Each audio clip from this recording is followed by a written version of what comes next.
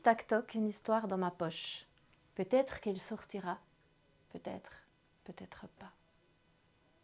Il était une fois, il y a très longtemps, un âne, ni trop vieux, ni trop jeune, qui montait péniblement un sentier. Les cailloux crissaient sous ses sabots et sur son dos, il y avait d'énormes charges. Mais c'était rien. Le pire, c'était son maître qui était derrière avec le bâton et qui lui disait « Allez, fainéant, avance !» Et toute la journée, il entendait des paroles comme ça.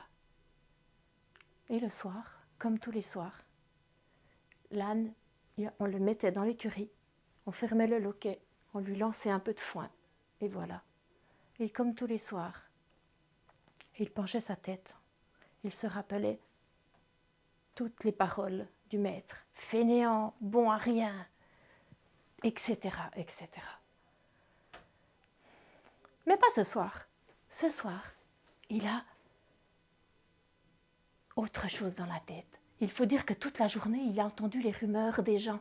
Il a entendu des gens chuchoter, il a entendu des gens parler, il a entendu des gens à voix basse discuter. Alors, il a les oreilles et il a écouté.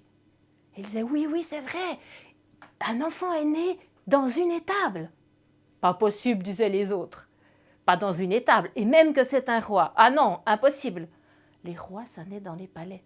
Si, et il paraît même que des bergers sont allés voir. Alors l'âne, il est là, il réfléchit. Et si c'était vrai?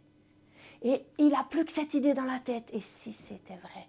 Alors, il décide, et il va partir. Oui, mais il est enfermé.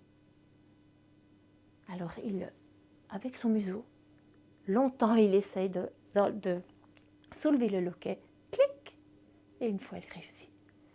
La porte s'en trouve grasse. Et le voilà dehors. Et on entend, dans la nuit étoilée, un petit trot. C'est l'âne, toute la nuit, qui avance et qui veut aller chercher, savoir si c'est vrai. Au petit matin, il arrive et il rencontre un animal qui le regarde avec mépris, qui lui dit « Hé toi, que fais-tu » ? Moi, je vais chercher l'enfant qui est né et je vais le saluer et peut-être qu'il me sourira. Mais l'animal, qui était un chameau, le regarde en balançant son cou comme ça et lui dit « Baliverne, il ne te saluerait même pas et peut-être même qu'il te chassera. Tu n'es rien. » L'âne baisse un peu la tête, réfléchit. Mais non, il continue. Et on entend de nouveau le galop, le petit trot de l'âne. Arrivé vers le soir, il voit sur un petit monticule un lion qui secoue majestueux sa crinière, très fier. Il lui dit « Hé petit, où vas-tu » ? Moi, je vais chercher l'enfant qui est né dans une étable. Peut-être qu'il me sourira. « Ah non, non, non. Moi, je suis un roi. Il me saluera moi, mais pas toi. Tu n'es rien. » L'âne baisse la tête. Ces mots résonnent. Les mots de son maître résonnent. Il réfléchit. Et il continue. Mais le pire, c'est quand il a rencontré la hyène. La hyène a ri d'un rire tellement méchant que là, il s'est arrêté. Et il hésite. Peut-être que je ferais mieux de rentrer.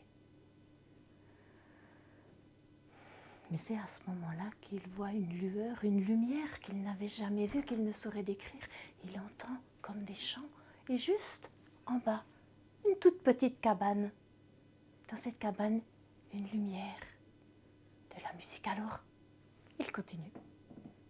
Il va, la porte est entrouverte. Mais là, il n'ose pas entrer. Il penche un peu sa tête et regarde et il entend « Viens seulement !» Alors il entre. Et là, il le voit. Tout ce qu'il avait entendu dans la rumeur, tout ce qu'il avait entendu des gens parler était vrai. L'enfant lui sourit, lui ouvre les bras. Et depuis ce jour, il sait qu'il est venu pour tout le monde, même les plus insignifiants. Tic-tac-toc, l'histoire repart dans ma poche. Elle reviendra peut-être, peut-être pas, une autre fois.